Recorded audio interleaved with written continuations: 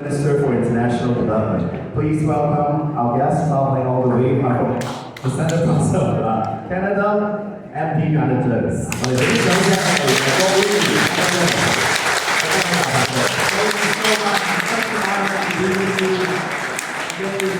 Congratulations on the opening of the first Hong Kong Community Centre in Canada and the launch of this excellent youth initiative program. I'll try to run up Leo and say I'll take 2 interns if they're available.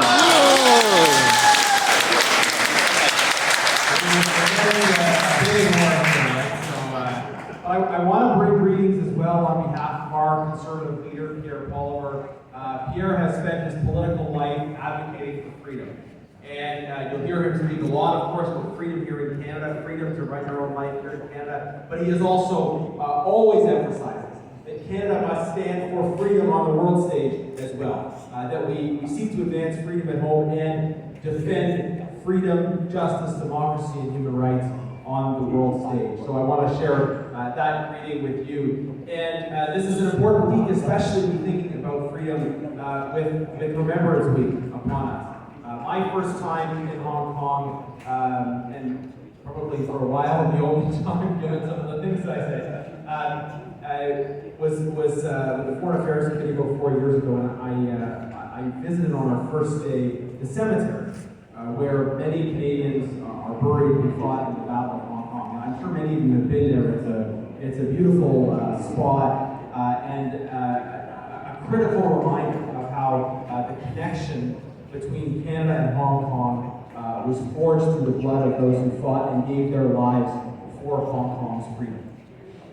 And think of those lines from in Flanders Fields. To you from failing hands we throw, the torch be yours to hold it high. The torch is now in our hands to honor their legacy and to do all we can to fight for Hong Kong's freedom again in 2022. And I pledge to you that Leo and I and all of our conservative colleagues, and hopefully many others in other parties, will continue to lift that torch high to fight for freedom and justice. And I know everybody here will lift that torch high as well, to honor those who have fought and given their lives, to honor the protesters in recent years who have sacrificed so much, and to continue to uphold this principle that freedom is not a Western value. Rather, freedom is the birthright of all humankind. Amen.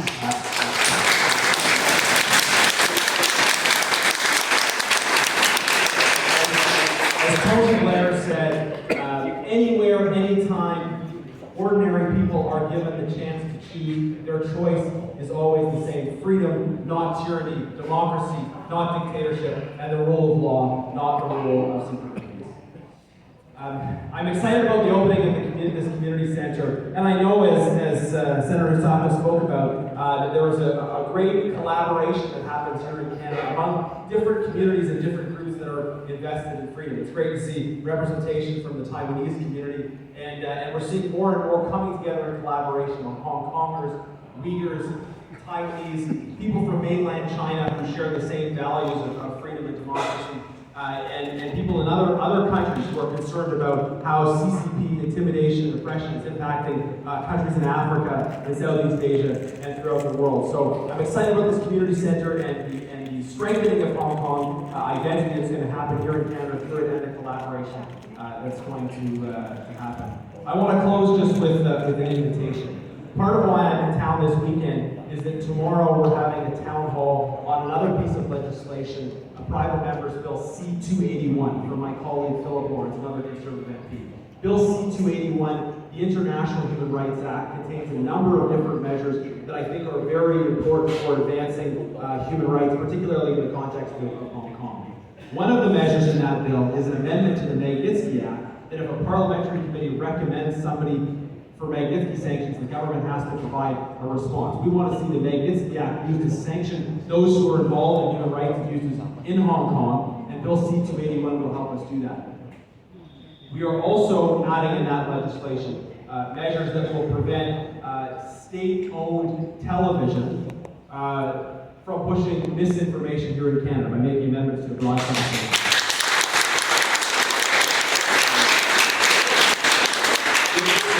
Government that's committing genocide, that is preventing any kind of freedom and discussion in their own country.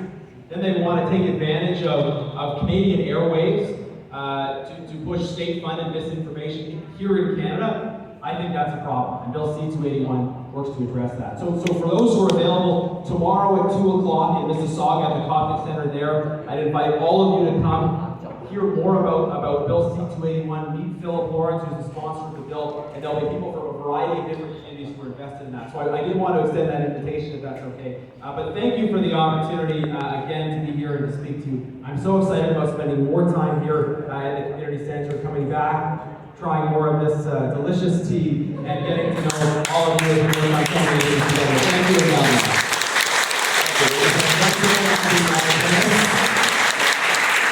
That's a lot of information. I have to try and memorize it and translate that back in Cantonese. 咁最重要嘅最後會同我哋講咧，其實佢今次嚟除咗參加我哋咧香港人社區中心嘅開幕之外咧，聽日咧喺 Mississauga 咧將會有一個活動，佢哋要討論咧呢個私人嘅草案 C-281嘅草案，因為咧喺加拿大實在仲有好多人權嘅漏洞同埋問題，其中一個例如係你可能會有啲即係極權國家嘅電視台喺度宣揚佢哋嘅信息，喺度抹黑我哋本地加拿大人嘅諗法、香港人嘅諗法、其他台灣人嘅諗法，佢哋做正經嘅加拿大應該可以爭取人權嘅嘢，都可能俾人抹黑，甚至會恐嚇啊等等啦。呢一個法案咧就希望可以通過，於是咧我哋可以堵截一啲人其他國家嘅電視台喺我哋呢度免費播放一啲錯誤嘅極權信息，我都唔想成日聽到李家超講嘢係咪先？咁係呢個講嘅人都對唔啦，冇需要知道嘅。咁另外咧就係好重要嘅就係邊一個喺香港又好，喺邊個地方又好咧？如果佢哋係幫極權國家做嘢嘅話咧，嗰個 Magnitsky 嘅法案咧係喺加拿大都制裁埋佢。咁呢一個佢制裁唔到加拿大，你見到佢啲屋企人啊，同埋佢自己可以喺度逍遙法外，買下 LV、買下勞力士嘅，大家都唔開心啫，係咪先？咁所以就我哋需要呢一個法案，希望大家聽日咧可以入去Mississauga去支持佢。咁當然啦，佢亦都話佢對香港最深嘅一次嘅印象，因為佢覺得佢唔可以再去香港㗎。而家佢應該去唔到香港，但係4年之前咧，佢代表外交事務委員會咧去咗香港，我哋第一日落機咧就去咗呢一個嘅墳場嗰度，因為嗰個就係香港保衛戰加拿大嘅軍人為國捐軀嘅地方，所以佢好記得我哋加拿大人同香港人之間嘅關係，佢亦都會繼續為我哋去爭取。咁所以其中一樣嘢佢宣布嘅，頭先話請一位香港人做佢嘅助理，佢話佢